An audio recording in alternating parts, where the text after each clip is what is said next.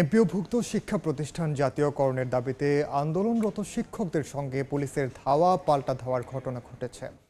দুপুরে জাতীয় press club এলাকায় আন্দোলনকারী ও পুলিশ মুখোমুখি অবস্থান নিলে উত্তেজনা ছড়িয়ে পড়ে।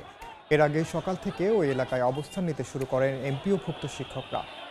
তারা প্রেস ক্লাবের সামনের সড়কে অবস্থান নিলে যান চলাচল বন্ধ হয়ে যায়। পরে আন্দোলনকারীদের প্রেস ক্লাব ছেড়ে শহীদ মিনারে যাওয়ার আহ্বান জানায় পুলিশ, কিন্তু এরপরও সড়ক ছেড়ে না গেলে সাউন্ড গ্রেনেড, জল কামানো, লাঠি চার্জ করে আন্দোলনকারীদের সরিয়ে দেওয়া হয়।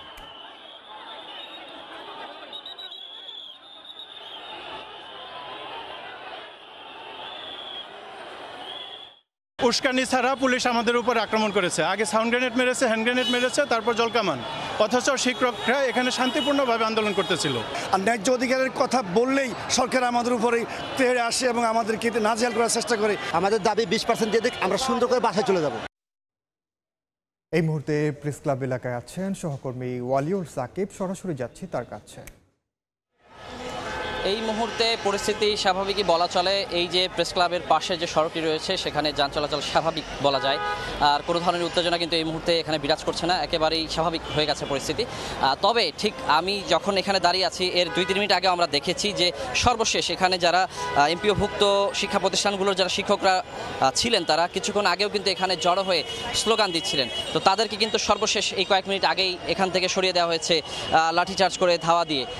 তো সেই হিসেবে বলা যায় যে একটু আগেও এখানে উত্তেজনা ছিল, যদিও বেশিরভাগ আন্দোলনকারীরা কিন্তু তাদের যে শহীদ মিনারে গিয়ে সেখানে অবস্থান নিয়ে আন্দোলন সেটি মেনে নিয়েছেন, তারা সেখানে চলে গেছেন।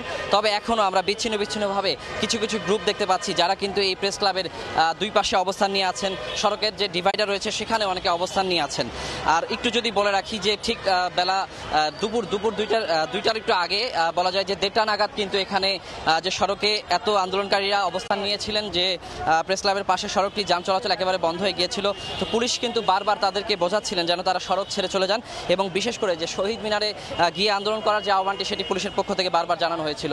তবে আন্দোলনকারীরা বলছেন যে তারা কিন্তু কোনো ধরনের সহিংসতা করেননি, কোনো ধরনের যে বিশৃঙ্খলা করেনি। তারা কিন্তু বলছেন যে শান্তিপূর্ণভাবে এখানে অবস্থান নিয়ে যে তাদের যে দাবিগুলো রয়েছে সেগুলো তারা তুলে ধরছিলেন।